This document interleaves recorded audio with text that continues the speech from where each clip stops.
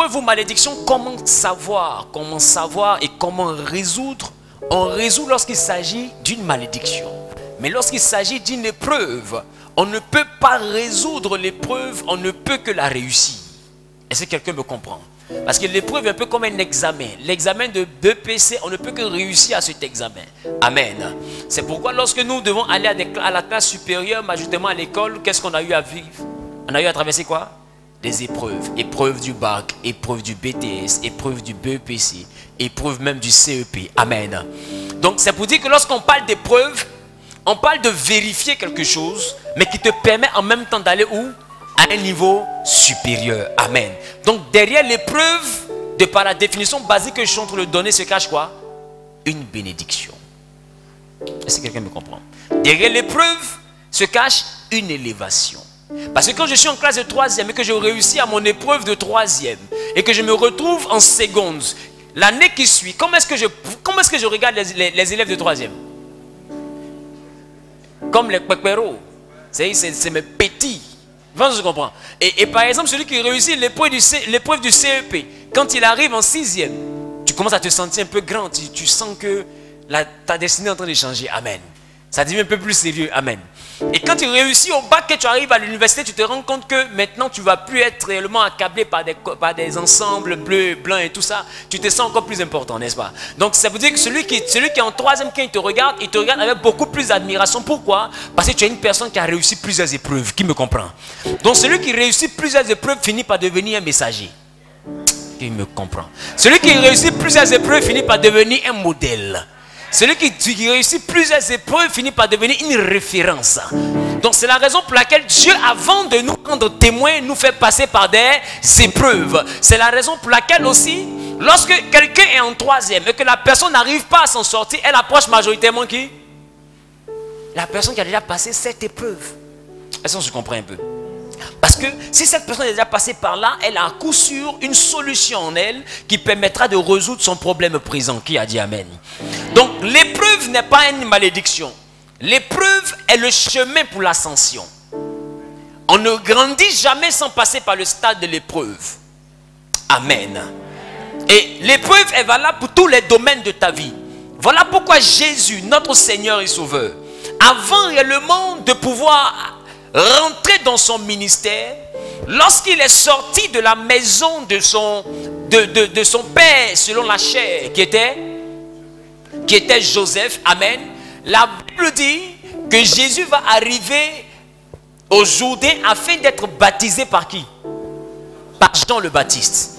Et là où je vais attirer ton attention, c'est que Jésus, normalement, est-ce qu'il a besoin de se faire baptiser? Pourquoi? Parce qu'il est le Fils de Dieu, n'est-ce pas? C'est ça, non? Parce qu'il est le Fils de Dieu, n'est-ce pas?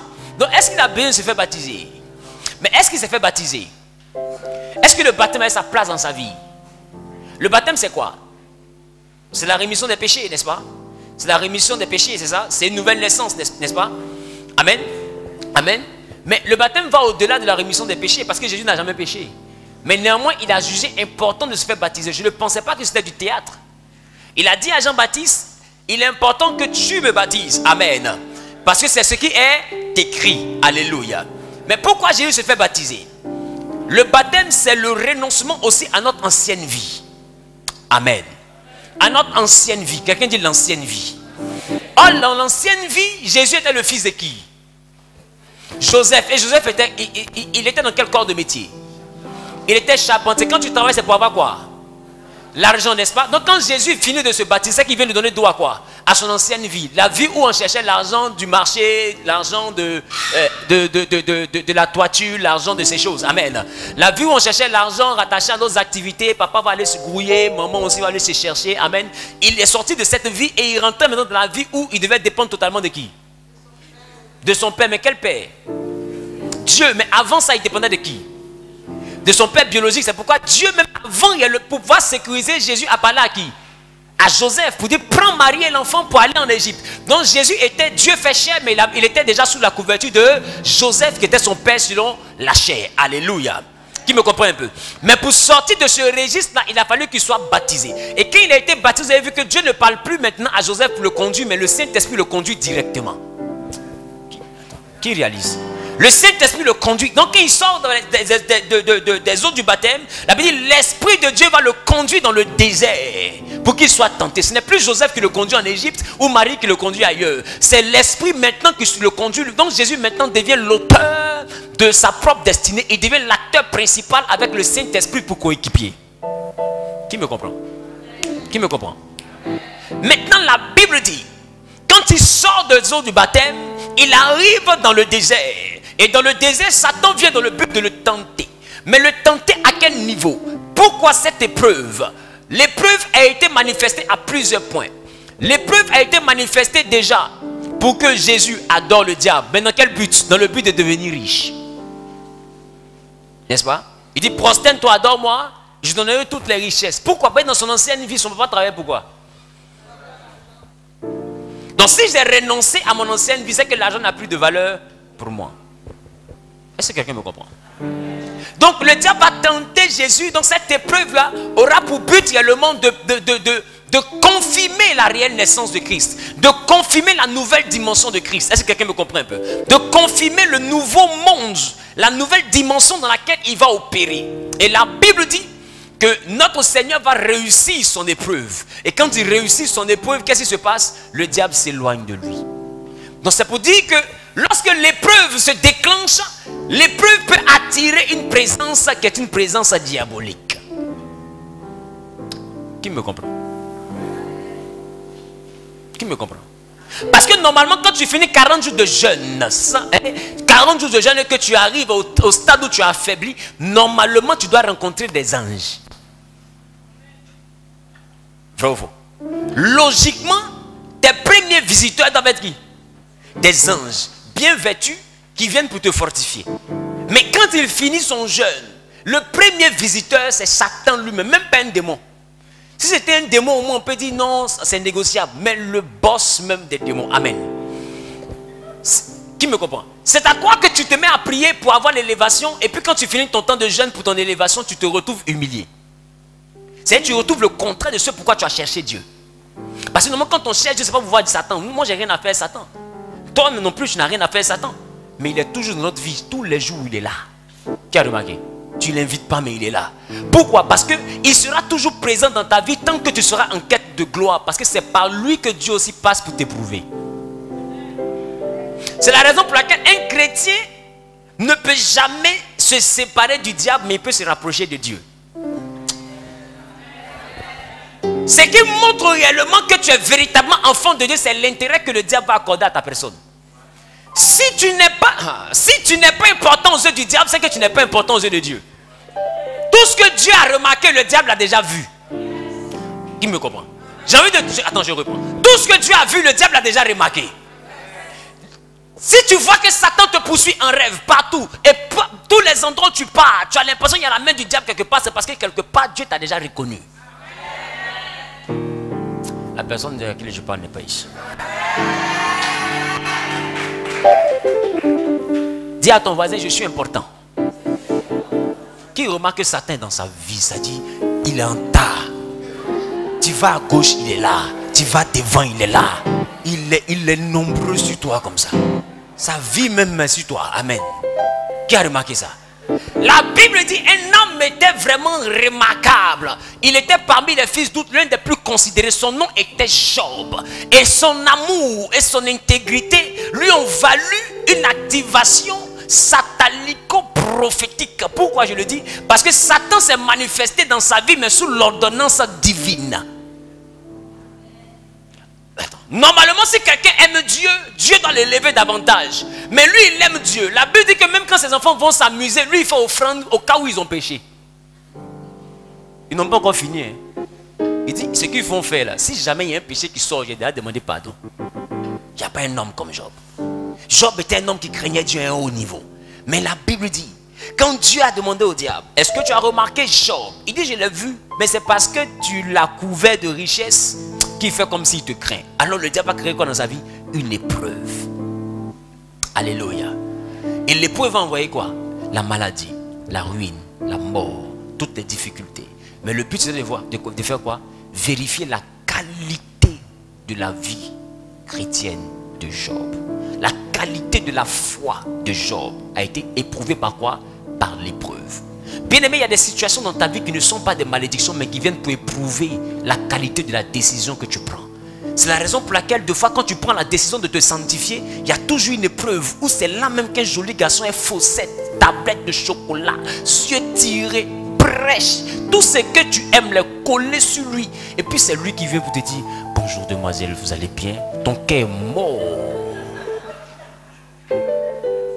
Parce que quelque part tu as dit à Dieu: je ne veux plus jamais commettre le péché. Donc qu'est-ce qu'il va faire? Il va t'envoyer le péché parfait. Qui me comprend? Pour voir si ta décision là est réelle. Et c'est la raison pour laquelle des fois, même quand tu te mets à jeûner, tu dis à Dieu: je vais faire 21 jours de jeûne. Dieu ne dit rien le premier jour, le deuxième il ne dit rien, mais le troisième il envoie une épreuve, source graine. Qui me comprend? Et c'est là que d'autres enfants de Dieu qui n'ont jamais entendu Dieu se mettent à entendre Dieu à partir de 14 heures. Non, je sens que je suis déjà exaucé. Tu t'en sens, tu sens comment? Tu sens sauce graine ou bien tu sens que tu es déjà exaucé? Et tu vois que d'autres se mettent à dire: je sens même que le temps du jeûne même est déjà fini. Et toi, tu coupes le jeûne avant le temps parce que ton esprit est déjà distrait. Tu viens d'échouer à quoi? À l'épreuve. Dieu ne bénit pas parce que tu as décidé. Dieu bénit parce que tu as réussi. Dieu ne bénit pas parce que tu pries. La prière, tout le monde prie sur la terre. Même quelqu'un de Dieu là-bas dit: hé Dieu, c'est une prière. Qui me comprend un peu? Même quand quelqu'un est devant une situation, il fait c'est une prière. La Bible dit que l'esprit aussi intercède et prie par quoi? Par des soupirs inexprimables. Donc celui qui soupire appelle Dieu. Donc par le soupir, on appelle celui qui est au-dessus de nous pour qu'il nous aide à nous en sortir. Donc si tout le monde prie, ça veut dire que la prière n'est pas la chose qui nous démarque de tout le monde. Alors Dieu ne remarque pas les prieurs, mais Dieu remarque ceux qui ont des résolutions. La résolution va au-delà de la décision. La résolution prend forme lorsque tu finis de vaincre l'épreuve. Mais la décision enfante l'épreuve. Qui comprend? La décision accouche l'épreuve.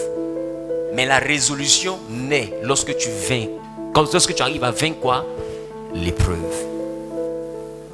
Parce que quand quelqu'un est résolu, il a une ferme décision. C'est-à-dire que sa décision est inébranlable. Or la Bible dit: à tes résolutions répondra le succès. Donc le succès pour lequel des fois tu prends des décisions, là, ce succès-là habite au pays de la résolution.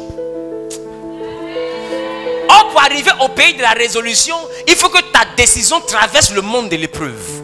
Et une fois que dans le monde de l'épreuve, ta décision n'a pas baissé, alors elle devient une résolution parce que rien n'a pu faire tomber ta décision.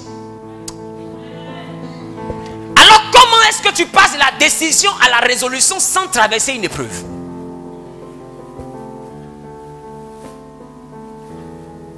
Et comment est-ce que tu touches la résolution pour avoir le succès sans avoir vaincu l'épreuve? Alors pour être sûr que la décision que Job avait de suivre le Seigneur était une résolution, Dieu lui a tout arraché. Enfant, quoi encore d'autre?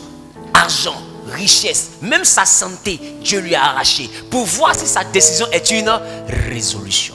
Parce que quand c'est la résolution, c'est là que la Bible dit: ni la mort, ni la vie, ni les richesses, ni la domination, ni la pauvreté, ni rien ne me séparera de quoi? De l'amour de Dieu. Là, ça devient une résolution. C'est: j'aime Dieu, pas parce que, j'aime Dieu malgré. Si quelqu'un me comprend. La chose qui t'envoie à aimer Dieu malgré tout, c'est l'épreuve. Mais ce qui t'envoie à aimer Dieu parce que, c'est le manque.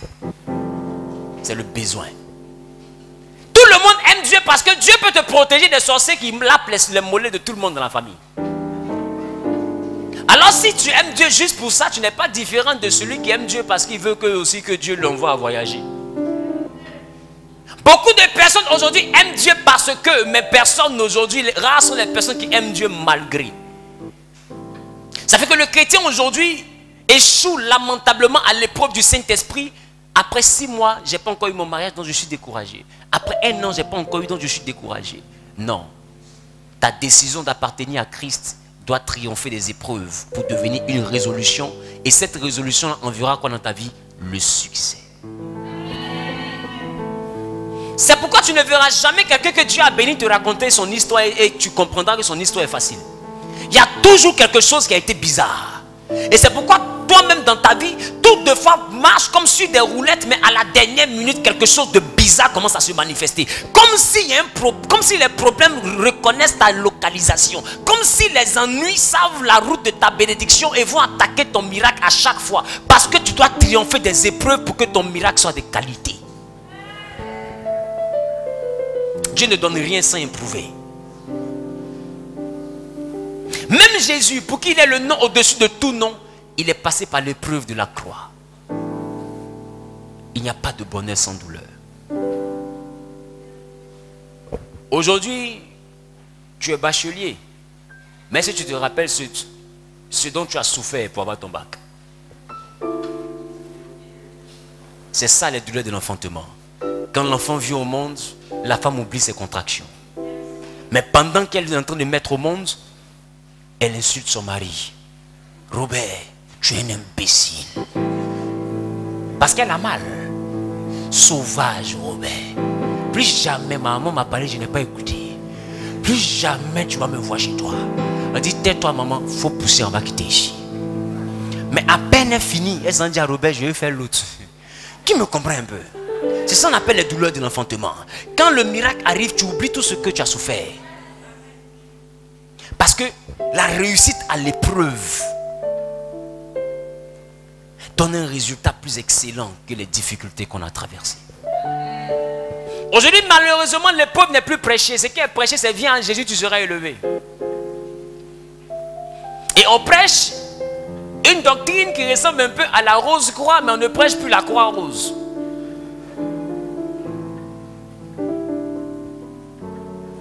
Parce que le message qui envoie les gens à l'église maintenant, c'est si tu viens à l'église, ta vie va changer.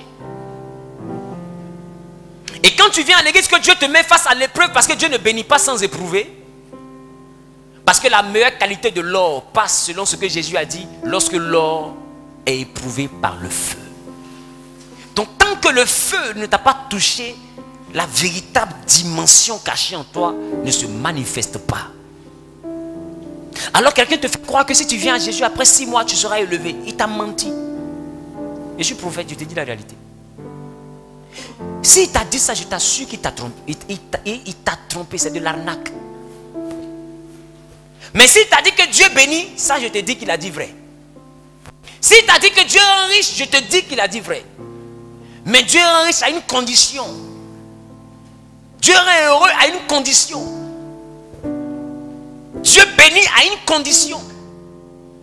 Même Abraham, qui est le père de la foi, la condition était qu'il réussisse à sortir de la maison de son père. Tu sais, quand tu as 75 ans, que tu es encore sous couvert, tu es habitué à être géré par quelqu'un.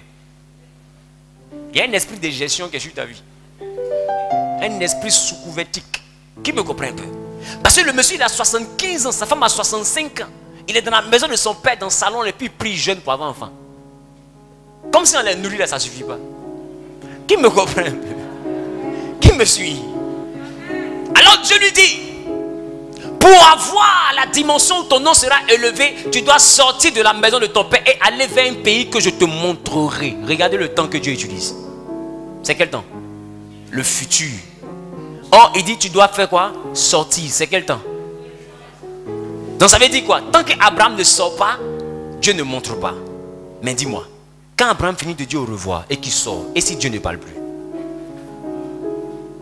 Il dit, tu dois sortir et je te montrerai. On ne sait pas. Maman, un bon poil. On ne sait pas quand. Mais il dit, sors. Tu dois réussir le test de la sortie. Et si c'est toi, tu as dit, mais s'il est vraiment Dieu, je vais rester ici, je vais prier jusqu'à ce qu'il me montre où je dois aller. Tant que je ne connais pas le village où je dois aller quand je quitte ici, je ne bouge pas. Qui me comprend un peu? Et beaucoup réagissent comme ça ici. Mais Dieu dit à Abraham, tu dois d'abord sortir. C'est sortir là qui est difficile. Bah, tu as déjà dit au revoir. Maintenant tu es en ville, tu ne sais même pas comment tu manges. Or, j'ai dit, personne ne voyage à plantation. Qui me comprend? Il y a des gens qui sont ici là. Si on voyageait à une maison, tu n'allais pas louer une maison. Maison que ton papa a déposée quelque part. Ou bien que ton oncle a quelque part. Où les gens dorment dedans cadeau. Qui me comprend un peu? Si on déménageait ça là. Aïe, toi aussi, actuellement tu es dans le château. Mais tu as laissé grande chambre dans ton village là-bas. Et puis tu es coincé sur immeuble, on dirait quelqu'un. Est-ce que quelqu'un peut comprendre? Tu vois même d'autres même là. C'est il dort là et puis sa douche est là. Est-ce que maison d'Abidjan? Dort là, sa douche est là. Mais il y a un endroit où il dormait là. Il peut déménager avec. Donc Abraham doit aller les mains vides vers l'inconnu, les amis. Regardez cette épreuve. Mais la Bible dit, Abraham crut à l'Éternel. Il se lève et il commence ce safari, cette expédition, sans savoir où il va. Voilà pourquoi il est devenu le père de la foi. Imagine-toi un peu, Dieu te dit, lève-toi de Cocody et va dans un endroit que je te montrerai. Et tu dois sortir d'abord. Et tu vois ton propriétaire de maison, tu lui dis, je sors, je me vais d'un pays que Dieu doit me montrer. Il a remboursé ta caution, tu n'as plus maison. Pour quitter là, il faut laisser la maison. Tu n'as plus maison. Et puis tu sors. Est-ce que c'est possible ça? Dis-moi si c'est possible. Sérieusement. Voilà pourquoi Abraham est devenu le père de la foi. Il a voyagé sans savoir où il partait. Parce que Dieu lui a parlé. L'épreuve est la chose que tu ne peux pas manquer dans ta vie chrétienne. Pourquoi? Parce que l'épreuve fait grandir ta foi.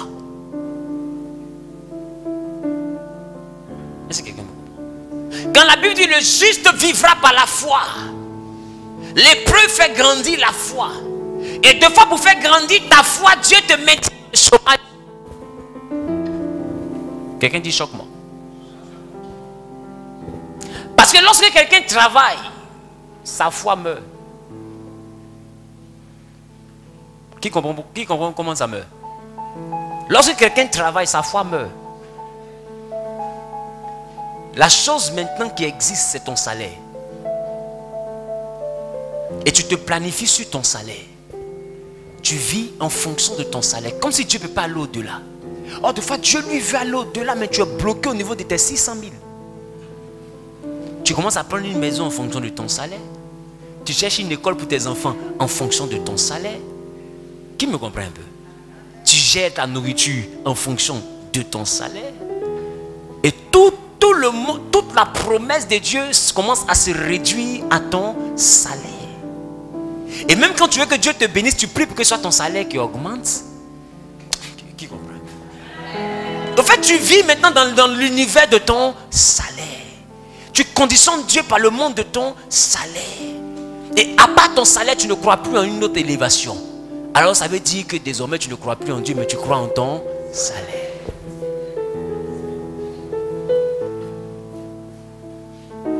Or, quand tu n'as pas de salaire, comme le bon chômeur qui est en face de moi, peut-être que tu n'as pas encore eu le temps de remarquer que malgré que tu n'as pas de travail, Dieu te nourrit. Il s'arrange pour que tu ne dormes pas dans la faim. Comment ça se fait? Toi-même tu ne sais pas. C'est ce qu'on appelle la foi. Et chaque jour est une épreuve où tu te réveilles mais tu ne sais pas comment tu as dormi. Qui me comprend? Tu te réveilles mais tu ne sais pas comment tu as dormi. Tu ne sais pas qu'est-ce qui va se passer jusqu'au le soleil va se coucher. Ta vie est une incertitude. Et tu ne fais que vivre en espérant que Dieu fasse quelque chose. Et à la dernière minute, c'est vrai, il ne te donne pas ce que tu veux, mais il te donne ce qu'il te faut. Et tu arrives à manger, tu arrives à avoir un toit pour dormir. Et tu commences à comprendre que quand tu es juste par le sang de l'agneau, tu vis, mais tu vis par la foi. Tu ne vis pas par ton revenu, mais tu vis par la foi. Ton père t'abandonne, mais tu vis quand même. Ta mère t'abandonne, mais tu vis quand même. Tes amis t'abandonnent, mais tu vis quand même. On te combat, mais tu vis quand même. On te dénigre, mais tu vis quand même. Je pensais que la personne était ici. Elle se tiendrait debout et dira Amen. Et la bénédiction, elle est de son partage. Je dis, le juste vivra par la foi. Mais la foi se développe dans le monde de l'épreuve. Pourquoi David a eu la foi qu'il pouvait tuer Goliath? C'est à cause des épreuves. Quand Saoul lui a dit mais tu n'es qu'un enfant, Goliath lui les soldats depuis sa jeunesse. David lui dit quand j'étais dans la forêt, j'ai tué l'ours et le lion. C'est-à-dire que j'ai déjà traversé quoi? Des épreuves. Donc David a appris à avoir une dimension de foi élevée à cause des différentes épreuves qu'il a traversées. Donc la foi fait quoi? Grandir. L'épreuve fait quoi? Grandir la foi. Alors pendant que toute une armée reculait, parce que Goliath avançait, David, qu'est-ce que lui a fait? Lui, il a avancé. Il n'a pas reculé. Il a dit à Goliath, tu viens contre moi avec la lance et le javelot, mais moi je fais quoi? Je viens contre toi. Or les autres, pendant que Goliath venait, il faisait quoi? Et il reculait. Mais lui venait. Pourquoi? Parce que sa foi a été aiguisée dans la forêt à partir des différentes victoires sur l'épreuve.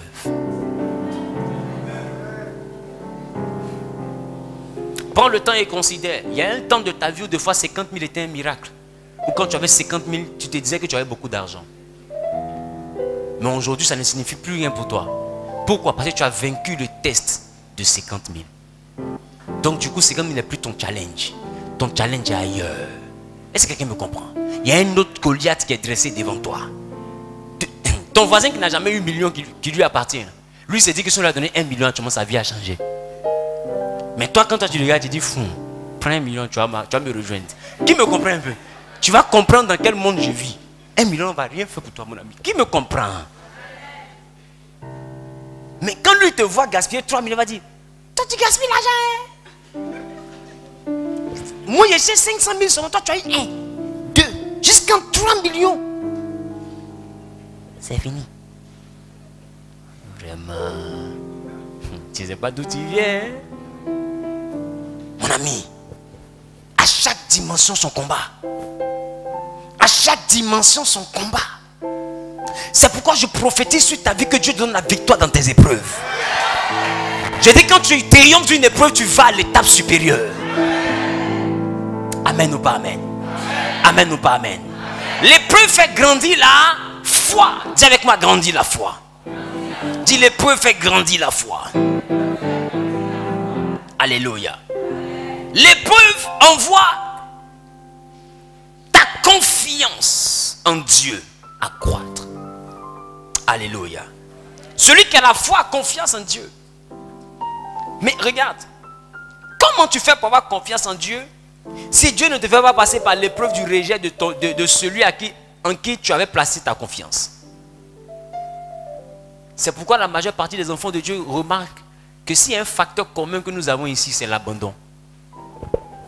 Qui me comprend? Quelqu'un a déjà abandonné quelqu'un au moins une fois ici. Quelqu'un t'a déjà laissé tomber, où tu comptais sur la personne. Tu comptais, c'est la personne t'a dit appelle-moi demain à 10h. Tu l'as appelé à 9h59 minutes, 59 secondes, 59 tiers. C'est une femme qui a parlé. Orange, bonjour, votre correspondant ne peut être joint. Merci de rappeler, il te guérira. Oh, il n'était pas là quand il t'a dit il faut m'appeler. Qui me comprend? Qui me comprend? Et c'est comme ça la personne t'a laissé tomber. Tu appelles, on ne décroche pas. Tu envoies un message, on ne répond pas. Et tu sens que l'heure de ton problème s'approche de plus en plus. L'apocalypse va avoir lieu dans ta vie. Mais malgré ça, on ne décroche pas. Qui me comprend? Et tu te retrouves à être abandonné. Et à la dernière minute, Dieu maintenant rentre en scène dans ta vie. Et il trouve une porte de foi sur laquelle tu ne comptais pas pour venir t'enlever du problème. Parce que le juste ne vivra pas par ses relations, mais le juste vivra par la foi. Et toutefois où ta foi sera posée en énorme, Dieu te confondra. Mais tu dois connaître le test de l'abandon. La foi, c'est le monde où on a confiance en Dieu. Tu ne peux pas avoir confiance en Dieu si tu ne réussis pas des épreuves. Dieu doit vérifier la confiance que tu as. C'est pourquoi quand tu es un enfant de Dieu, tu dois arrêter de t'inquiéter. Tu dois avoir confiance en Dieu. Même si tes camarades sont en train d'avoir le magasin avant toi, reste tranquille. Reste tranquille. Tu sais, le maïs produit plus vite que le manguier. Mais c'est sur le manguier on arrive à faire la sieste. Est-ce que quelqu'un me comprend? Le maïs là, il produit plus vite que le manguier. Mais c'est sous manguier on peut faire la sieste. Tu as vu quelqu'un mettre son drap en bas des maïs et puis dormir. Dès qu'il fait ça, tu as peur de lui en même temps. Ça veut dire qu'il n'est plus équilibré. Amen. Amen ou pas? Il y a des bénédictions qui sont feu de paille. Ça vient vite. Mais c'est comme ça va partir vite. N'envie personne. Traverse ton épreuve. Prends ton temps. Majoritairement dans la vie, la remarque. Ceux qui sont premiers dans la vie, à l'école, premier, devant là-bas, là, ils tapent poteau. Qui prend le temps de les remarquer? Devant là-bas, là, ils tapent poteau. C'est les plus gros chômeurs de l'avenir que tu vois là. Tu sais pourquoi? Parce que l'orgueil d'avoir été premier finit par remplir le cœur. Donc il y a des choses qu'ils ne peuvent pas supporter. Or la vie réussit à ceux qui peuvent supporter les épreuves. Et la vie leur résiste parce qu'ils sont devenus orgueilleux. J'ai eu un parcours sans faute. Toujours été majeur de ma promotion. Toujours été exemplaire. J'ai toujours été le premier. J'ai toujours bloqué le compteur. Tellement il a toujours bloqué le compteur. Ça veut dire qu'il a une trop haute estime de lui et il rabaisse les autres dans son intérieur. Or la Bible dit que l'humilité t'envoie à voir les autres comme étant au-dessus de toi. Voilà la raison pour laquelle plusieurs parmi eux ne réussissent pas dans la vie. Mais celui qui a eu le temps de se débrouiller, deux fois il avait un 0 à gauche, deux fois on lui faisait moins ici parce qu'il bavardait, deux fois il n'avait pas étudié, il a eu 9, deux fois il s'est débrouillé, il a eu 12. Il s'est démet jusqu'à la fin de l'année, il a 10,01. Il s'en va. Amen. Il n'a pas 20, mais son 10,01 là. Dis à ton voisin, on sera ensemble l'année prochaine. Si tu es premier, je ne suis pas dernier aussi. Amen. On sera. Oh, qui me comprend? Le plus important n'est pas d'avoir 20 dans la vie. Le plus important, c'est de pouvoir avancer. Qui me comprend? Celui qui cherche à avoir 20, deux fois il est en compétition avec les autres. Mais celui qui cherche à avoir 10, il est en compétition avec lui-même. Lui, il ne veut pas être le premier, il veut avancer. Est-ce que quelqu'un me comprend? Donc si vous voulez étudier, devenir Einstein, lui il n'est pas là pour ça. Lui il veut avancer. L'année prochaine on doit dire qu'il est en seconde. Point barre. Ton 100 de moyenne ou ton 1000 on est voisins l'année prochaine. C'est le plus important. Qui me comprend? Arrête de t'emmerder. Quand tu comprends le monde de l'épreuve, tu ne verses pas dans la compétition. Celui qui est en compétition deux fois cherche à écraser les autres. La compétition est différente de ce que je vous annonce. Dans l'épreuve, chacun a son devoir et chacun regarde son avenir. Commence à ne plus regarder la feuille de ton voisin, tu ne seras pas heureux. Le bonheur n'est pas chez l'autre, le bonheur est chez toi. Arrête de regarder le tchèque de ton voisin, apprécie ton cabato. Qui me suit? Aïe, que de ma gueule, ça vient de Bruce. Apprends à apprécier ce que tu as. C'est des fois une épreuve. Il y a un moment de la vie où les autres comptaient sur toi, mais aujourd'hui Dieu t'a renversé, c'est toi qui comptes sur les autres. C'est une épreuve. Apprends à accepter cela. Paul dit, j'ai appris à être content de la situation dans laquelle je me trouve. Il faut apprendre. C'est ça le monde de l'épreuve. Parce qu'après l'épreuve, il y a toujours la gloire. Mais l'épreuve est différente de la malédiction. La malédiction, il n'y a pas son après. Avant la malédiction, c'est la dèche. Après la malédiction, c'est la gadoue. Qui me comprend un peu? Non, malédiction finit pas. C'est la raison pour laquelle la malédiction, tu ne dois pas flirter avec elle. Mais tu dois la briser. Et c'est ce qu'on va faire demain. Mais je suis venu te dire aujourd'hui, toi qui vis des situations, plusieurs parmi ces situations-là viennent de l'Éternel. L'épreuve vient de Dieu. Accepte que dans ta vie, tout ne peut pas être rose. Et arrête de te plaindre des petites dimensions de ta vie. Job est passé par la maladie. Mais après la maladie, Dieu lui a donné 100 fois ce qu'il avait perdu. Ne te vois pas en train de prendre du retard parce que peut-être tu es malade ou peut-être tu es chômeur. C'est une épreuve. Dieu éprouve la personne qu'il aime. Et les voies de Dieu sont insondables. Quand tu rentres dans une épreuve, aucun pasteur ne peut t'aider. Quand tu rentres dans une épreuve, aucun bishop ne peut t'aider. Parce que l'épreuve ne se brise pas, l'épreuve se réussit. Dans l'épreuve, on ne peut pas prier pour toi, c'est ton comportement qui te sauve. C'est ton attitude qui détermine ton altitude dans l'épreuve. C'est la raison pour laquelle tu ne peux pas imposer la main à un enfant en terminale puis il aura bac. S'il a l'attitude de se lever pour étudier, il aura son bac. S'il n'a pas l'attitude, il faut lui donner une onction, un peu de goudron et puis pétrole dedans. Il prend, il boit. Le reste, c'est pas pour laver ses cheveux. Il aura un zéro aussi lisse que la tête d'un chauve qui vient de se coiffer. Qui me comprend? Parce que l'épreuve est réussie par les personnes consciencieuses. Tu dois savoir ce que tu veux devenir dans la vie. C'est pourquoi la Bible dit, à tes résolutions répondra le succès. Pour réussir l'épreuve, de fois, il y a des personnes desquelles il faut te séparer. Jésus, pour aller dans le monde de son épreuve, il a été transporté dans le désert. Donne-moi quelqu'un qui habite au désert. Le désert est vide. Amen ou pas? Dis avec moi, le désert est vide. Il n'y a personne dans le désert. Pour rentrer dans cette dimension, il a été conduit où? Dans le désert. Là où il allait être seul. J'ai envie de te dire, quand tu rentres dans le monde de l'épreuve où tout devient bizarre, s'il y a une chose qu'il faut éviter, c'est de t'entourer par des mauvaises personnes. L'épreuve est la dimension où il vaut mieux être seul que mal accompagné. Parce que quand tu commences à être dans l'épreuve, où tes poches deviennent vides, si tu as le mauvais compagnon, tu deviendras voleur ou prostituée. La personne va te donner le mauvais conseil. Et Job, malheureusement, avait une femme terrible. Dans l'épreuve, elle dit à son mari, maudit Dieu et meurs. Elle n'a pas dit maudit Dieu, on meurt.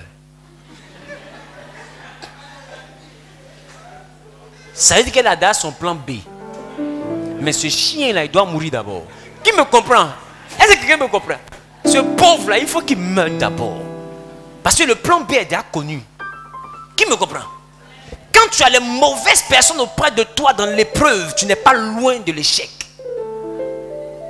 Parce que la foi vient de ce qu'on entend. Et ce qu'on entend vient de la parole de Dieu, mais ça c'est la foi en Dieu. Mais la foi universelle vient de ce qu'on entend en entendant.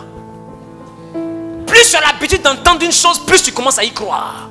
C'est la raison pour laquelle quand tu rentres dans les temps de difficulté, commence à soigner ton oreille. Qui tu écoutes? Parce que celui que tu écoutes va donner un style de vie à ta mentalité. Va te donner une nouvelle façon de trouver des solutions. Oh.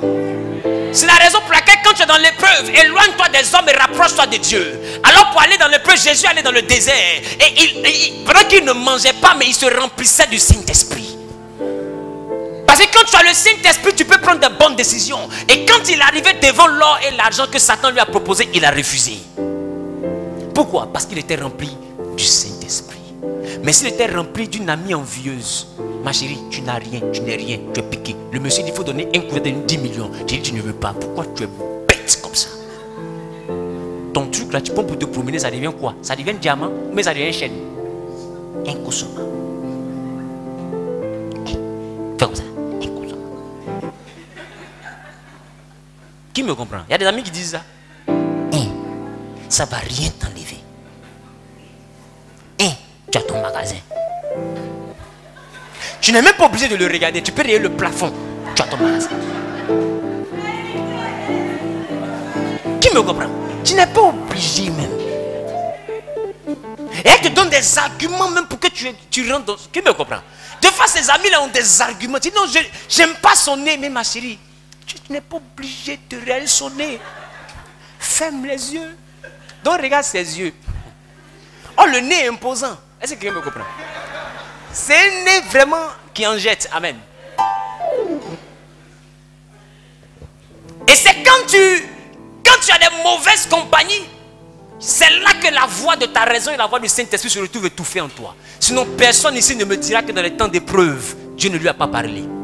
Il y a toujours une petite voix quand tu veux déconner qui te dit, ne fais pas ça. Reste là, ne fais pas ça. Mais il y a une autre voix qui dit, c'est chaud. Si tu fais au moins, tu vas t'en sortir un peu. Tu pourras respirer un peu. Et cette voix-là, des fois, elle crie plus fort que la voix qui te dit, ne fais pas ça.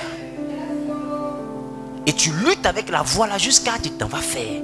Mais majoritairement, quand tu ne veux pas faire, il y a toujours quelqu'un à côté pour t'encourager à faire. C'est pourquoi l'épreuve est une dimension où tu dois t'isoler. Quand tu sens que tu commences à être instable à l'intérieur, que tout commence à devenir bizarre, il faut t'isoler. Quand tu sens que réellement tu commences à être en manque d'affection, il faut t'isoler. Qui me comprend? Non, je suis en manque d'affection, donc je sors un peu. Ma chérie, tu seras victime de mon copain. Quand on a un manque d'affection, ça veut dire qu'on devient vulnérable. Ça veut dire que celui qui te dit tu es jolie, automatiquement tes yeux brillent pour lui. Quand on a un manque d'affection, celui qui fait semblant d'être affectif, automatiquement tu commences à lui accorder un intérêt particulier. Qui me comprend un peu? C'est la raison pour laquelle tu ne dois jamais t'exposer lorsque tu sens que tu en manques d'affection. Parce que tes yeux seront fermés, tu ne pourras plus discerner. Or, discerner, c'est cerner 10 fois. Toi, tu vas cerner une seule fois. Qui me comprend un peu? Qui me comprend un peu? Et tu ne pourras plus voir, mais tu vas regarder. Or, on peut regarder le manguier sans voir la mangue. Or, ce que tu oublies, c'est que tous les pointeurs sont très doux. Galant. Pas galeux. Galant. La gale commence après. Est-ce que quelqu'un me comprend? Est-ce que quelqu'un me comprend? Le côté galeux là, ça commence après. Et comme tu en manques d'affection, automatiquement tu t'ouvres à toutes sortes de rencontres. Dis à ton voisin, on ne fait pas ça. Quand tu es dans l'épreuve, il faut te replier sur toi-même et faire du Saint-Esprit ton partenaire. Voilà comment on arrive à vaincre l'épreuve. Si tu es dans l'épreuve de la galère, mais tu continues à marcher avec ta camarade qui ne fait que payer des sacs, Michael Kors, ton ami qui porte des grandes montres, il a une grande voiture et tout, tu ne pourras pas résister à l'épreuve parce que sa vie va t'envoyer à vouloir changer de vie. Et tu risques de prendre les solutions que le monde va te proposer. Tu veux rester intègre dans ta vie chrétienne? Commence à faire du Saint-Esprit ton ami. Et c'est la dimension, c'est pour ça aussi que Jésus, qui est notre Seigneur, devient l'ami fidèle. Parce qu'il sait que dans l'épreuve, on a besoin d'un ami à qui parler. Et si tu parles à la mauvaise personne, tu es fini. Qui me comprend? Et beaucoup ont échoué à leurs épreuves et ont repris des classes spirituellement parlant. Et ta vie tourne en rond. Des fois, ce n'est pas une malédiction quand tu reviens toujours au point de départ. Laisse-moi te dire, quand tu n'étudies pas, l'année prochaine, tu auras le même professeur. Qui a compris ce qu'il a dit là? Qui a compris ce qu'il a dit? À moins que tu changes d'école, quoi. Sinon, tu auras le même professeur. Et ton cahier de leçons sera à peu près pareil. Et c'est là que tu vois des fois les doyens des classes, ils copient plus court. Ils ont tous les cours. Ça, c'est quoi, philo? Oh, il y a ça là-bas. Il a les devoirs, il a les corriger. Parce que c'est un ancien des jours. Qui me comprend? C'est l'ancêtre de la classe de 3e. Qui me comprend? Voilà. C'est lui. Au commencement, il était sa personne. Il est l'esprit de la 3e fait chair. Connaît la classe là. Il sait à quel moment le professeur donne les interros, il connaît. Mais c'est examen, il ne connaît pas. Mais c'est pas ça que je comprends. Donc, c'est pour te dire que dans la vie, pour réussir, il faut t'isoler. Parce que j'ai envie de te dire, là où il y a le groupe, il y a la compétition. La compétition va s'imposer à vous. Là où il y a le groupe, il y a la compétition. C'est pourquoi, pour réussir dans la vie, il faut être en compétition avec toi-même.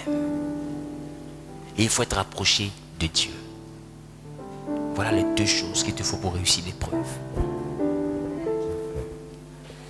Pour réussir ton épreuve, il te faut avoir la tête sur les épaules. Parce que toutes les difficultés que tu es en train de voir viennent parce que tu dois aller quelque part. Peut-être que tu ne vois pas, mais à chaque fois que tu perds, que tu tombes et que tu échoues à une épreuve, il y a une grâce qui se reporte. Laisse-moi te dire, ceux qui ont échoué au BPC cette année-là, la capacité pour avoir le BPC a été reportée d'1 an. Ils doivent attendre encore la prochaine échéance qui aura lieu quand? En 2021. Donc l'épreuve envoie quoi? Le report d'une bénédiction. Donc ce que tu aurais dû avoir en 1 an, tu peux l'avoir en 5 ans si tu échoues à l'épreuve. Et si encore les 5 ans arrivent que tu échoues encore, tu peux l'avoir en 10 ans. J'ai envie de te demander, quelle résolution tu prends aujourd'hui? Je peux te prêcher un message où tu seras debout dans l'euphorie. Mais Dieu n'a plus besoin des personnes qui seront debout dans l'euphorie. Parce qu'être debout et puis hurler, Amen, Amen, ça n'envoie pas au ciel. Et puis ça ne change pas la vie. Tu es au stade où ta vie doit changer. Tu es au stade où quelque chose doit se passer. Tu es fatigué des belles paroles. Peut-être que tu as oublié, je te rappelle ça. Tu es fatigué des belles paroles. Tu es fatigué des promesses qui ne se réalisent jamais. Mais ce qui te fait échouer dans la vie, c'est le test de l'épreuve. Alléluia. Dis avec moi le test de l'épreuve. Dis avec moi le test de l'épreuve. L'épreuve, selon Corinthiens, 2 Corinthiens chapitre 12, le verset 12, envoie à réaliser que nous sommes enfants. L'épreuve atteste de notre dimension d'enfant de Dieu. Alléluia. Alléluia. Parce que être enfant de Dieu quand tout va bien, là, c'est facile. Le vrai enfant de Dieu, c'est quand tout va mal. Être enfant de Dieu, quand il n'y a pas palabre, c'est facile. C'est quand tu es en boule que tu dois être enfant de Dieu. Or, toi, majoritairement, quand tu es en boule, tu mets Dieu à côté. Et puis, tu fais 2 minutes au Japon. Et puis, même si ton pasteur te voit, il ne peut pas te reconnaître. Tu comprends? Et quand le palabre finit, tu redeviens enfant de Dieu. Qui me comprend un peu? Qui me comprend un peu? C'est l'épreuve qui montre aux gens qui tu es. Ton vrai toi là, c'est l'épreuve qui montre. Et c'est là des fois Dieu passe par des gens pour te dire, tu n'as pas dit que tu étais chrétien.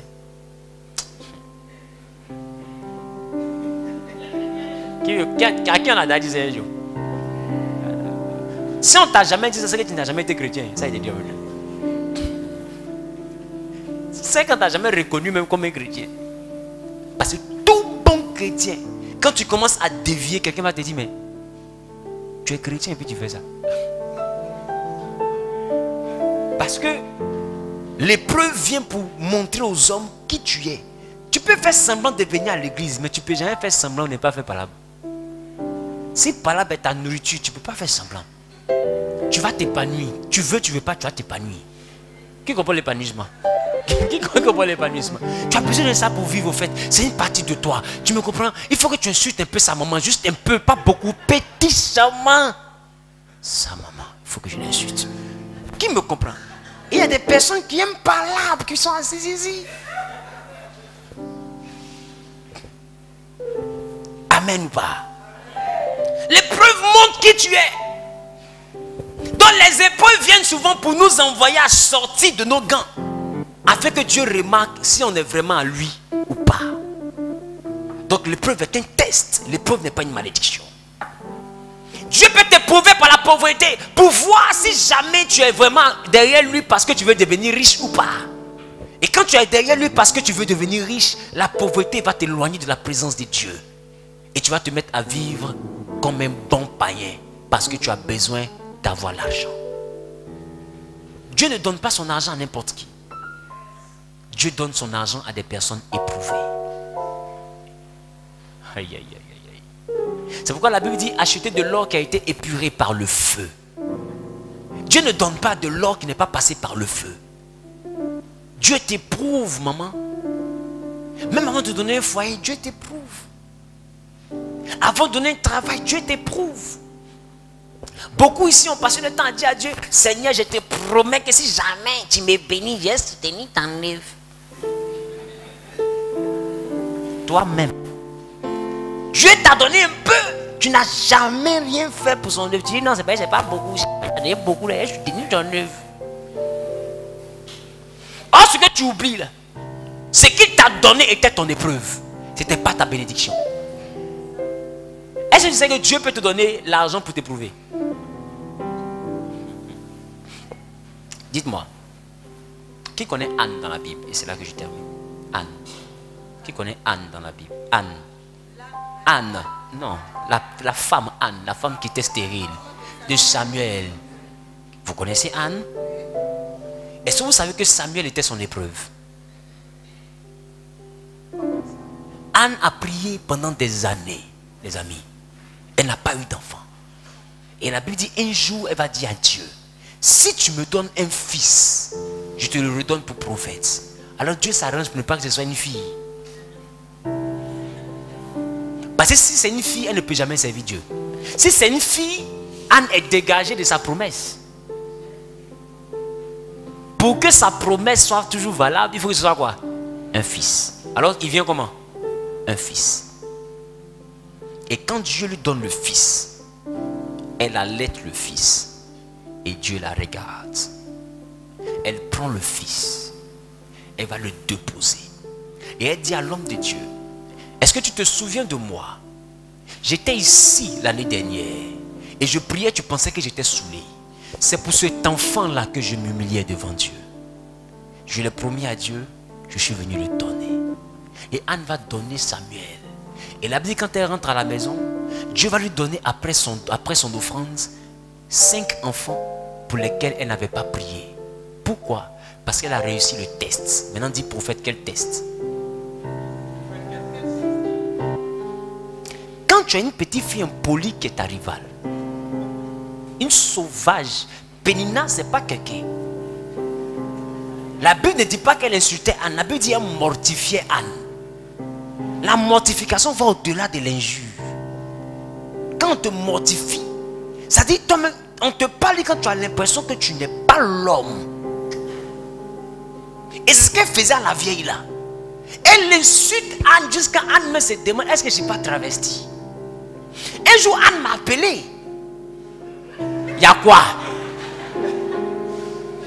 Oh, c'est bon, il vous dit plus ce qu'elle m'a dit. Et vous allez comprendre avec moi, les amis. Quelqu'un me dit, yes, je lui parle. Et vous allez comprendre avec moi, les amis, que Anne, lorsque tu as eu un enfant pour lequel tu as tant souffert, tu ne peux pas aller le déposer à l'église. Parce que Pénina a longtemps dit au pays ici que tu es bête. Maintenant, quand tu prends ton seul enfant pour aller le déposer à l'église, ça veut dire que tu es vraiment bête. Parce que quand on est stérile, on ne dépose pas son enfant à l'église. Et que Dieu t'a donné là, tu dois en prendre soin. Et tu l'abandonnes. Mais indigne. Tu ne sais même pas comment il va manger là-bas. Tu ne sais même pas qui va le laver. Et tu le sèves et tu l'abandonnes. Et dans quelle maison? Dans une maison où on a raté l'éducation des enfants. Anne a déposé Samuel dans la maison d'Élie le sacrificateur. Or lui-même ses enfants sont des ratés. Il volait les offrandes de Dieu et il couchait avec les femmes mariées dans le temple. Voilà les enfants qui étaient là-bas. Donc Anne envoie son enfant au milieu des enfants ratés d'un père raté. Parce que les enfants là sont à l'image de leur père. Dieu explique. Dieu parle à Samuel pour dire, dis à Élie qu'il mourra avec ses enfants parce qu'il ne les a pas corrigés. Au lieu de dire, je vais partir demander pardon à Dieu, Élie dit, il est Dieu, qu'il fasse selon ce qui lui plaît. Toi, tu vas mourir parce que tes enfants sont impolis. Tu dois faire quoi? Tu dois demander pardon. Et il n'a jamais demandé, disait la Bible, il n'a jamais demandé pardon à Dieu que la mort est venue le trouver. C'est pour dire que Élie était quelqu'un qui faisait exprès. Ses enfants ont copié sur lui. Et toi, Anne, ton seul enfant, tu vas lui donner ça à un père inconscient qui a raté l'éducation de ses propres enfants. Si lui-même, ses propres enfants, il a raté leur éducation, c'est pour toi, il va réussir.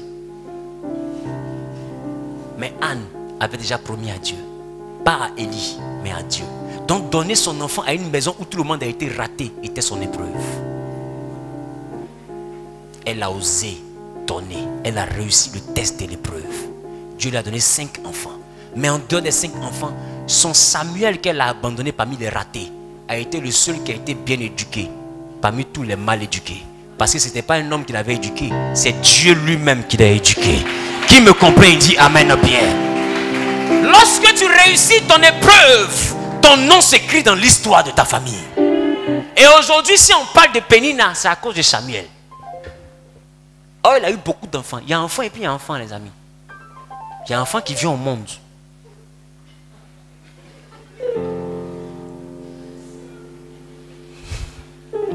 Et puis il y a un enfant.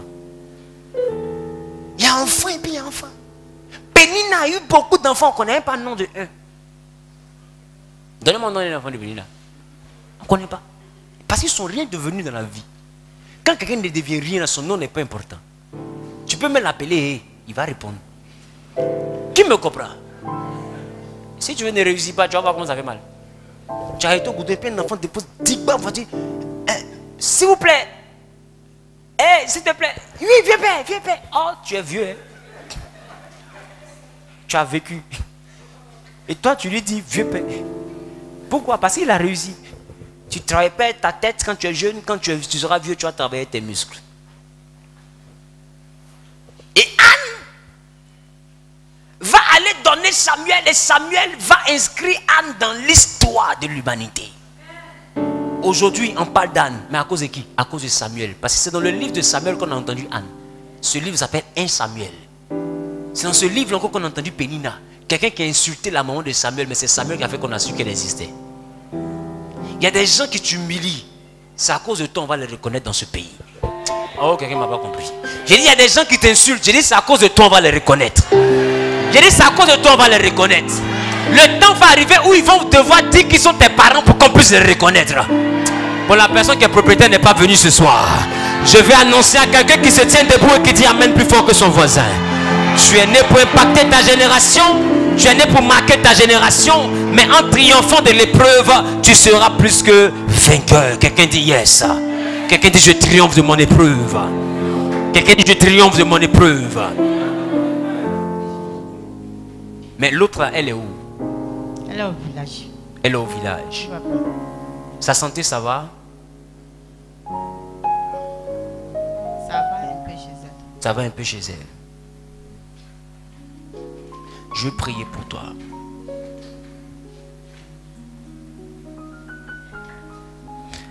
Cette histoire de plantation là, faut dire à celle qui est là-bas là de laisser tomber. Qu'elle enlève ta main dedans. Tu comprends? C'est vrai que c'est votre père qui a laissé. Mais la route que vous voulez prendre pour poursuivre ça là, c'est pas bon. Il faut laisser. Parce que ça n'appartenait pas à votre père directement. On se comprend? Ça n'appartenait pas à votre père directement. Je ne sais pas si on vous a déjà expliqué. Oui, papa. Mais ça appartenait à la famille. Et votre père a hérité parce qu'il était l'aîné. Donc comme il est parti, l'autre là, elle veut prendre ça parce qu'elle est au village. C'est ce qui fait qu'on s'est entendu créer des problèmes dans la santé. Papa, il n'y a pas la place. Tu comprends? Parce que le dernier petit frère de ton papa, tu me comprends? C'est lui normalement qui est le propriétaire. Il est l'héritier légitime, parce que ça n'appartient pas à ton père, c'est une richesse de famille. Qui me comprend un peu? Ne faites pas palabre là où il n'y a pas palabre. On se comprend? Dis à ta soeur de laisser. Ce que votre papa a donné là, c'est pas grand, mais c'est pour lui. L'autre plantation, il n'y a pas là, c'est pas pour lui, ils ont raison. On se comprend? Quand tu vas quitter ici, il faut lui dire. Le pasteur Zawi qui fait 60 kilos là, il dit, plantation là, c'est pas pour nous. Je ne vais pas dans les détails, mais je te donne la pensée de Dieu. Tu me comprends? Oui, papa. Je vois 4 enfants auprès de toi. Ce sont mes enfants. Tu as 4. Il y a 4 enfants. Ok. Il faut faire attention à ton deuxième garçon. Des choses ont commencé à se perdre un peu, non? Les choses ont commencé à se perdre un peu à la maison. Il a commencé à rentrer dans un groupe avec la drogue. Il faut l'envoyer à l'église. Tu me comprends? Tu me comprends? Oui, papa. On va étendre des mains vers elle, on va prier rapidement.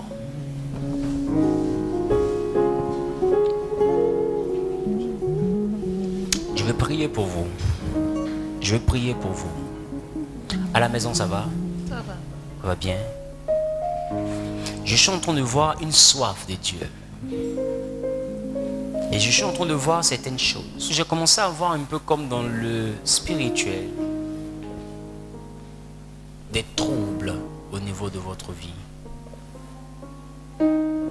Et Dieu me dit que vous posez des questions auxquelles vous voulez avoir une réponse.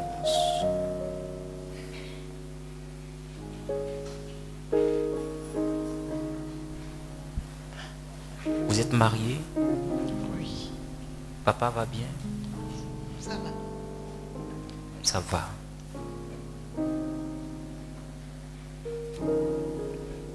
Mais pendant que je suis en train de parler avec vous, pourquoi mon esprit se retrouve à Nice? Je suis née à Nice. Vous êtes né à Nice. Mais quand je parle de papa, c'est bizarrement, je suis en train de voir A-S-S-I-E. C'est quoi ça? Acier, c'est quoi ça? Assis ou acier, c'est quoi ça? C'est mon époux. C'est votre époux. Il va bien. Avec la grâce de Dieu.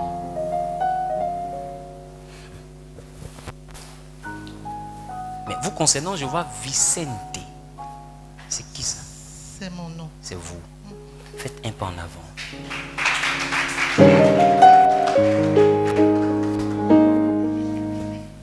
Je veux qu'on puisse prier pour vous. Et je vais vous voir après. Merci. Il y a des choses que je vous dis. D'accord. D'accord? D'accord. Mais ne vous inquiétez pas. La grâce de Dieu est sur votre vie. Amen. Vous aurez la réponse à vos différentes questions. Amen. Je vous vois en train d'hésiter un peu avant de venir vers moi. Vous avez beaucoup hésité. Mais bizarrement, je suis en train de vous voir en train d'entrer dans un endroit, mais c'est comme si c'est une paroisse catholique. Vous êtes catholique? Oui.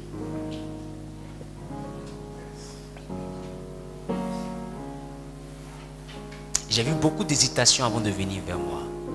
Vous avez interrogé Dieu sur mon ministère. Je vous ai entendu en train de parler de mon ministère à Dieu. Seigneur, s'il est vraiment ton serviteur, je veux un signe. Et le signe est là, parce que je suis prophète. Amen.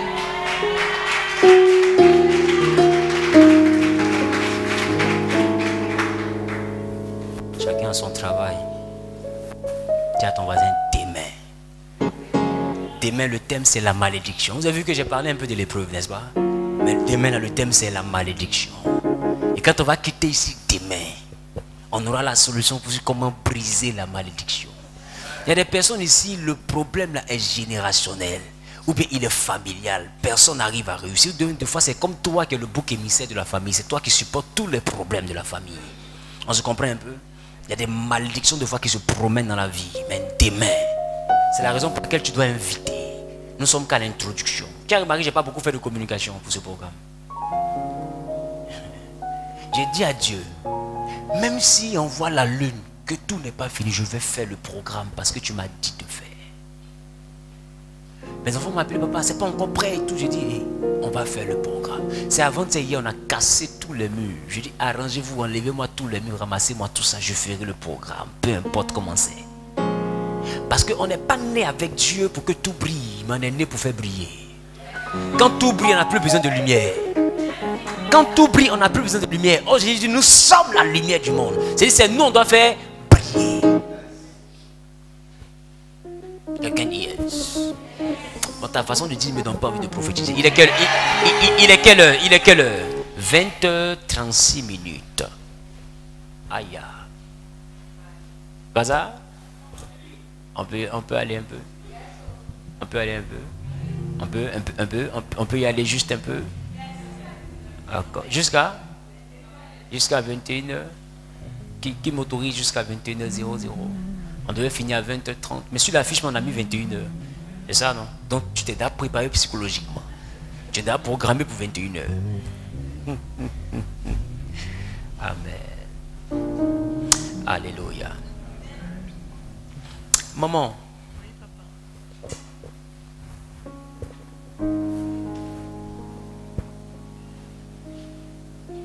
Il y a une chose qui vous intéresse beaucoup. Et je vous entends en train de prier souvent pour ça. C'est la manifestation du ministère angélique. Vous aspirez à voir des choses du surnaturel se manifester dans votre vie. C'est ça, non? Parce que mon Dieu est grand. Ne vous inquiétez pas. Ça va se réaliser. Amen. Il y a 4 anges qui marchent avec vous. On se comprend? Mais les anges sont nos compagnons. Nous ne les prions pas. Nous les soumettons. Et Dieu les active pour nous. On se comprend? Je vais vous voir après. Je vais échanger avec vous. Parce que je suis en train de parler avec bizarrement, je me retrouve dans la période de septembre. Votre étoile est apparue un mois de septembre. Je suis né un mois de septembre. Un mois de septembre. Dans le 14. Exactement. En 1957. Ils sont 4. Ils sont avec vous. La maman se demande, mais cet homme-là, il est comment? C'est pas cet homme, c'est Dieu est comment? Dieu est capable. Quelqu'un dit yes. Je vais prier pour une personne encore. J'entends dans mon esprit Daniel. Tu es ici, tu t'appelles Daniel, lève la main. Oh, rapidement, le temps passe. Daniel. Daniel, maman, viens rapidement. C'est toi, Daniel. Qui t'a parlé de moi? Les réseaux sociaux.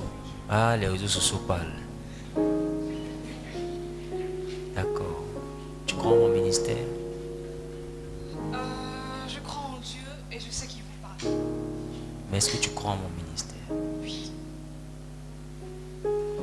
Jésus dit, croyez en Dieu et croyez en moi. Si tu ne crois pas au ministère d'un homme de Dieu, Dieu peut passer par lui pour te bénir.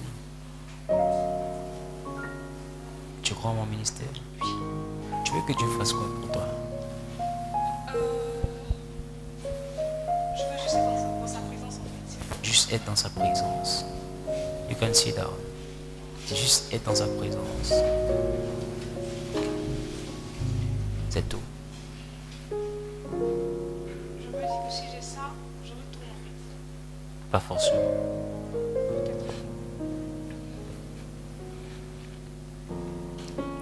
Être dans la présence de Dieu est ce dont nous avons besoin. On se comprend? C'est ce qu'il nous faut. C'est ce qui est normal. Mais ça ne nous donne pas en même temps tout ce que notre cœur désire. Regarde, tu connais Lazare de la parabole de Jésus. Quand il est mort, il allait où? Dans le sein d'Abraham. C'est la préfiguration du paradis. Et c'est l'endroit où ceux qui ont vécu dans la présence de Dieu vont. Mais il est mort pauvre.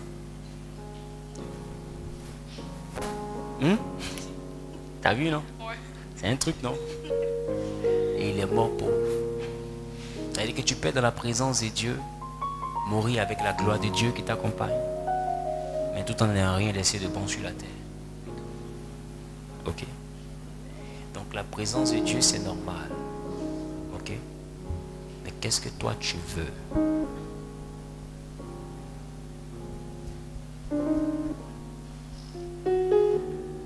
Je pense que j'aspire plus au mariage. Voilà.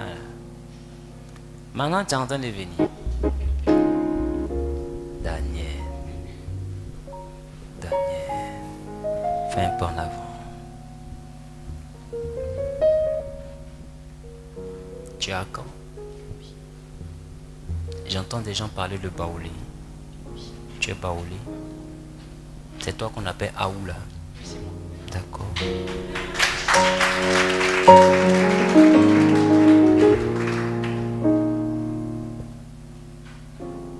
Dieu va t'accorder ce que ton cœur désire. À partir du lundi, on a 21 jours pour briser le cycle de la malédiction. Commence à te préparer à ça. Et après ça, tu rentreras dans une saison pour ce que ton cœur désire. Et Dieu va te bénir. Tu comprends? Et ça va marcher. Le mariage n'est pas un sujet de prière normalement pour toi. C'est pourquoi moi je veux prier pour toi. C'est le perpétuel recommencement. Parce que ça relève d'un cycle de malédiction lié aux adorations des eaux. On se comprend? Et c'est pourquoi je te demande de venir avec moi dans les 21 jours. Ok? Et puis ensemble, on va travailler petit à petit. Qui sera avec nous dans les 21 jours? 21 jours, c'est pas 21 heures. Amen. Et on va travailler petit à petit. On va s'en sortir. Ok? Qui sent qu'il y a des choses qui se répètent mais de façon négative dans sa vie? Et tend les mains vers elle, et puis prie. dis à Dieu de briser dans ta vie le cycle de la malédiction. Que Dieu restaure la vie de Daniel. Et pendant que tu es en train de demander cela à Dieu, l'Éternel aussi manifeste sa gloire dans ta vie. L'Éternel manifeste sa gloire dans ta vie. L'Éternel manifeste sa gloire dans ta vie. God. There is power in the name of Jesus. There is power in the name of... Mais pendant que je parle de baoulé, là, il y a une autre ici, elle est baoulée aussi. Mais elle s'appelle Pauline. C'est toi, tu as 2 enfants. So. C'est toi qui ici. Viens. Break every chain. To break every chain. Break every chain. Break every chain. To break every chain. Break every chain. Break every chain. To break every chain. Break every chain. Break every chain. Shabamayan terebo seketebo. Break every chain.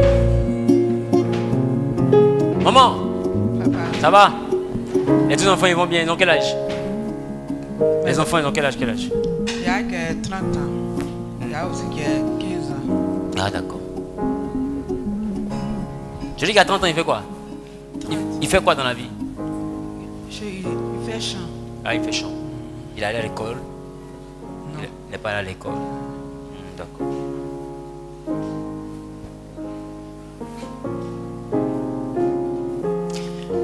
Tu veux que Dieu fasse quoi pour toi? Toi-même, tu fais quoi dans la vie? Qu'est-ce que tu fais? Il ne fait rien. Ça va, il travaille maintenant. Il me déplace la zone, mais dans cette journée. À cause des maladies, il ne peut pas partir. À cause de maladie. Maladie, ça fait comment ça? Ton corps te gratte souvent. Ton corps te gratte même. Oui, papa. Comme s'il y a quelque chose, on dirait fourmi Oui, dedans. papa. C'est ça. Oui.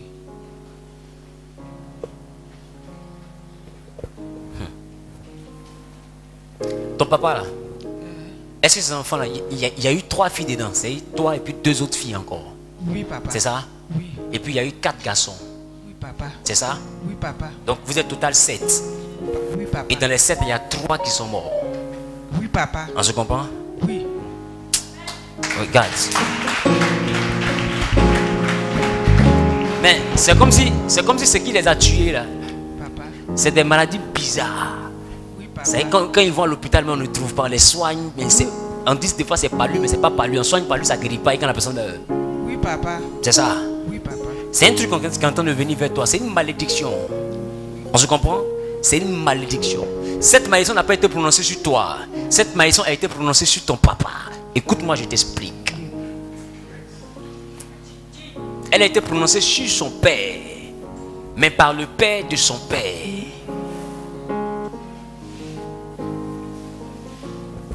Parce que laisse-moi te dire, au cas où tu ne sais pas, ce qui est bien dans le prophétique peut voyager. Si, c'est possible. C'est possible, le prophétique peut aller des années en arrière. C'est possible. Regarde. Ton papa et son papa ont eu un problème. On se comprend? Ton papa et son papa ont eu un problème. Est-ce que tu sais que ton grand-père avait beaucoup de femmes? Non, papa, il ne sait pas. Ah. Il y avait j'ai vu un peu comme une titulaire, mais c'est comme si il y avait une petite chérie. Tu ne peux pas comprendre ça. Il y avait une petite chérie quelque part que ton papa a pris, mais qui appartenait à son papa. C'est un peu comme s'il a connu la nudité de son père. Et c'est ce qui est arrivé à Ruben dans la Bible. Quand Ruben a connu l'une des femmes de son père. Et son papa a découvert et c'est devenu une parole qu'il a libérée contre son enfant dans la colère. Et même cette fille-là, il a pu approcher. Mais cette parole a suivi ton papa. On se comprend? Et ça fait que lui-même là, il ne s'est pas retrouvé dans la vie. Et lui-même, il est mort d'une maladie mystérieuse. Papa. Ton propre papa. Oui, papa. Et maintenant, lui-même, ses enfants sont tous répartis aussi de façon mystérieuse. Oui, papa. Et quand tu prends de remarquer, vous trois, les trois femmes là, vous avez fait enfant, mais personne n'est resté de vous. Oui, papa. C'est comme si le mariage ne s'est pas rendu possible. Vous n'êtes pas mariés. Toi et tes deux soeurs, est-ce que quelqu'un est marié dedans? Non, papa. D'accord. Parce qu'il y a une parole qui a été relâchée.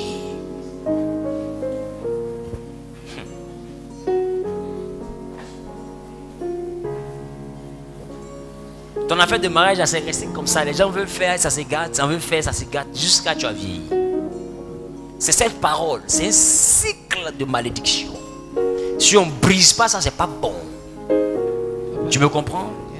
Si on ne brise pas, c'est pas bon. Ça fait que ce que tu ressens, non seulement ça va faire la vie, ce que ça fait à la vie de ton père et des trois autres, mais en plus de ça, ça risque d'aller jusqu'à atteindre tes enfants. Parce que la malédiction va jusqu'à la 3e et à la 4e génération par moment. C'est pourquoi demain au départ, rater le programme. Dis à ton voisin, on ne doit pas rater. On a un petit jeune demain d'échauffement de 6h à midi. Par rapport au cycle de la malédiction. Tu sais, une malédiction peut se cacher dans ta vie sans que toi-même tu ne saches. Est-ce qu'on se comprend? Quand j'enseignais dernièrement sur honorer le père et la mère, beaucoup ont compris qu'il y a des malédictions qui les suivent. Une malédiction peut te suivre sans que toi-même tu ne saches. Et ce qui est vilain dans la malédiction, c'est que ce n'est pas forcément ton parent qui peut te maudire. Une personne que tu as offensée peut te maudire. Parce que celui contre qui tu as péché a droit de châtiment sur ta vie. Non, est-ce que quelqu'un me comprend? C'est pourquoi tu vois des fois des enfants se moquer des vieux dans la rue comme ça, puis le vieux prononce sa parole, sa bouche se penche. Oh, c'est pas son papa, c'est pas sa maman, mais il vient de pécher contre cette personne. Donc ce que la personne va dire aura effet. C'est pourquoi la Bible dit qu'une malédiction sans cause n'a pas d'effet, mais une malédiction avec cause a effet. C'est pourquoi quand tu te promènes, ne cherche pas de malédiction. On se comprend un peu? Quand tu vois quelqu'un, les cheveux sont blancs, il faut le considérer comme ton père. Ne cherche pas les malédictions. Il faut donner le droit aux aînés. On se comprend un peu? Ne cherche pas les malédictions. Et beaucoup aujourd'hui s'attirent des malédictions parce qu'ils prennent leur bouche et leur souffle de vie pour parler que des hommes de Dieu. Un homme de Dieu est vrai, il est faux, laisse-le être Dieu. Si tu ne crois pas en lui, ne prie pas chez lui. Mais laisse-le être Dieu. Qui me comprend? Parce que la relation qu'il y a entre un homme et puis Dieu, là, quelqu'un ne peut pas mettre son doigt au milieu. Des fois, l'homme que tu vomis, là, c'est lui que Dieu mange. Qui me comprend? Qui raconte ma parabole? Celui que toi tu vomis là, des fois c'est ça que Dieu prend et puis il mange. C'est pourquoi Dieu ne prend pas les bonnes choses. Il prend les choses faibles pour confondre les sages, les fortes. Et il dit il prend les choses folles pour confondre les sages. Donc il y a des choses que toi-même tu vois là, tu ne peux pas comprendre, mais Dieu lui il aime ça. Il y a des gens là, il faut les laisser dans leur affaire. Qui me comprend? Donc tant que toi ton bagage n'est pas encore déchargé de ta tête, ne charge pas le bagage de quelqu'un dans ta vie. Laisse chacun son bagage. Chacun va rendre compte à Dieu pour son propre péché. Maman, on va prier. Et Dieu va te faire grâce. Et Dieu va te faire grâce. Mais quand tu vas me quitter, on se comprend? Quand tu vas me quitter, tu vas faire une offrande. Pas à un homme de Dieu. Mais tu vas faire une offrande à une femme comme toi. Qui a perdu son mari. C'est-à-dire elle a un mari et puis le mari est mort. C'est-à-dire elle est veuve. C'est ça non? Elle est veuve. Il y a un de tes pagnes que tu as dans ton truc là-bas. Je sais pas. Il y a comme coq dessus comme ça. Comme poulet garçon là. C'est dessus comme ça. Le pagne là c'est un peu vert, un peu rouge. Tu n'as pas cousu, c'est là-bas.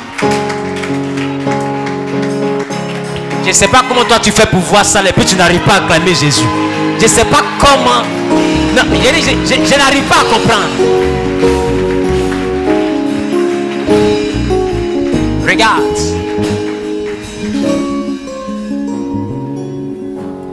Tu vas faire offrande de ce pain-là. Pas un homme de Dieu, mais à une femme qui a perdu son mari. J'ai compris, papa. Tu me comprends? Et puis tu vas prier. J'ai compris, papa. Et tu vas lui donner. J'ai compris, papa. Ok? Ce sera pour toi comme un sacrifice, comme une offrande sacrificielle. Ok? Et Dieu va faire grâce. J'ai compris, papa. Et Dieu va faire grâce. Parce que bizarrement, je suis en train de prier. C'est comme si dans mon esprit, je prie avec toi. Et pendant que je suis en train de prier avec toi, je suis en train de voir une scène. Je suis en train de voir une scène. Après. D'accord? Après.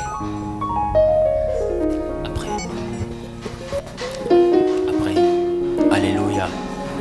Il est 21h00, donc on va boucler.